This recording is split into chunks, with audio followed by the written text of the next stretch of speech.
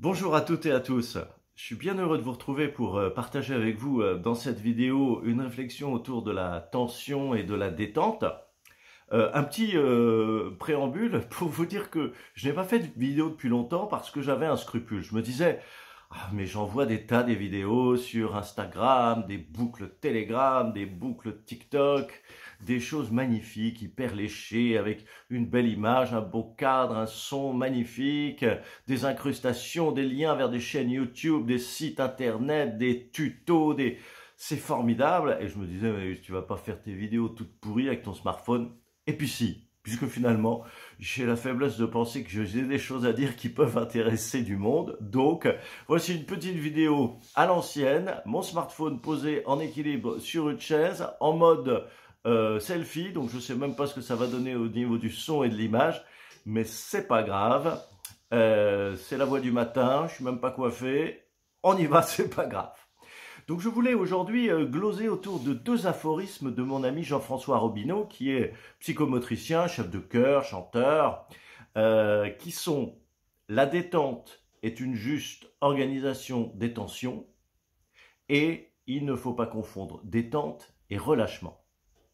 Parce que dans ces fameux tutos que je regarde sur Internet, parce que j'aime m'intéresser à ce que font les autres, j'entends souvent parler de détente, il faut bien se détendre, il faut lâcher tout, etc. etc.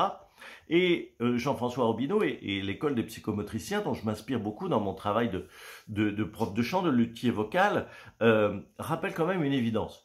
Le simple fait de nous tenir debout, d'être bipède, suppose une tonicité musculaire. Lorsque nous sommes debout, nous sommes en équilibre sur le sol. Nous n'avons pas quatre pattes pour nous stabiliser, comme les chevaux par exemple. Nous n'avons que deux pattes. Donc, en permanence, nous nous repoussons du sol. Et je dis bien nous nous repoussons, parce que nous ne nous ancrons pas dans le sol, nous ne nous enracinons pas dans le sol. Nous ne sommes ni des arbres, ni des bateaux à l'ancre. Nous sommes des bipèdes susceptibles à tout moment de nous déplacer et donc en permanence en train de repousser le sol, en équilibre sur le sol. Et ça suppose une tonicité des muscles dits posturaux. Les fessiers sont en action, la sangle abdominale est en action, le périnée est en action, les ischio-jambiers sont en action, etc., etc. Donc de détente, c'est-à-dire de relâchement, il n'y a pas lorsque nous sommes debout. Et il n'y a encore moins lorsque nous chantons, puisque chanter, c'est émettre des sons sur une expiration prolongée. Cette expiration prolongée, elle suppose aussi évidemment une tonicité musculaire qui augmente. La zone du soutien, les muscles qui soutiennent l'expiration, le transverse de l'abdomen, le périnée, puis les obliques et même le grand droit, tout ça participe de cette expiration prolongée. Et puis évidemment, à l'inspiration, le diaphragme et les inspirateurs annexes, les intercostaux externes, etc., ont aussi une activité musculaire. Ce qui importe quand on chante, ce n'est pas de chercher un relâchement total, mais une détente des muscles qui ont besoin d'être détendus et une juste tonicité de ceux qui ont besoin d'être toniques. Autrement dit, la détente est une juste organisation des tensions. Muscles du soutien en action, mais toute la musculature périlaryngée autour du larynx, la musculature extrinsèque qui relie le larynx à la mandibule, à l'occiput à l'arrière, jusqu'à l'omoplate à l'arrière aussi, à la ceinture scapulaire, cette musculature-là doit être au repos.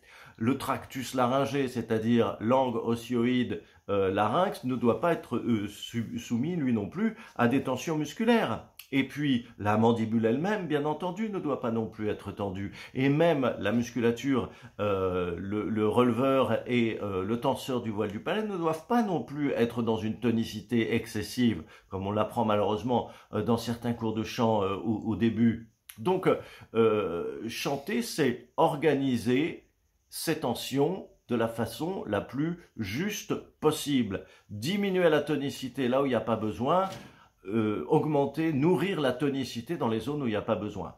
Autrement dit, comme me l'a dit un jour une de mes élèves en stage, et j'ai adoré cette formule, toi ce que tu préconises c'est travail en bas, vacances en haut. Voilà, c'était mon envie de vous partager ce jour. Donc normalement, il devrait y avoir une petite incrustation. Pour en savoir plus, allez sur mon blog www.emmanuelpenot.com. Mais comme je ne sais pas faire et que j'ai la flemme d'apprendre parce que je trouve que j'ai vraiment autre chose à faire, eh bien, je vous le mettrai plutôt en commentaire en dessous de la vidéo et ça ira très bien comme ça. Voilà. Merci de m'avoir suivi malgré le cadre, le son, l'image pas terrible. J'espère que le propos, lui, vous a semblé intéressant. À très vite.